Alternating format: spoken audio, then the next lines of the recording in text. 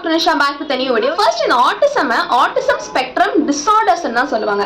இந்த டேர்மோட அர்த்தமே என்னன்னா அது ஒரு டிசீஸ் கிடையாது, நோய் கிடையாது, ஒரு டிஸார்டர். 40% ஆட்டிசம் இருக்க குழந்தைங்களுக்கு எந்த விதமான சிம்டம்ஸுமே வெளியில தெரியாது. அவங்களோட ஐக்யூ பவர் நார்மல் நம்ம எல்லாருக்கும் இருக்கிறத விட அவங்களோட ஐக்யூ பவர் அதிகமாவே இருக்கும். நம்ம ஒரு 2 to 3 இயர்ஸ்க்குள்ளேயே இந்த ஆட்டிசம் இருக்கிறது கண்டுபிடிச்சா நம்ம ஃபியூச்சர் லைஃப்ல மேனேஜ் பண்றது ரொம்பவே ஈஸியா. ஃபர்ஸ்ட் குழந்தை ஐ கான்டாக்ட் மெயின்டைன் பண்ணாது. அம்மா பேசும்போதோ இல்ல அவங்க அப்பா யார் பேசணும் டக்குன்னு அந்த ஐ கான்டாக்ட் மெயின்டைன் பண்ணாது.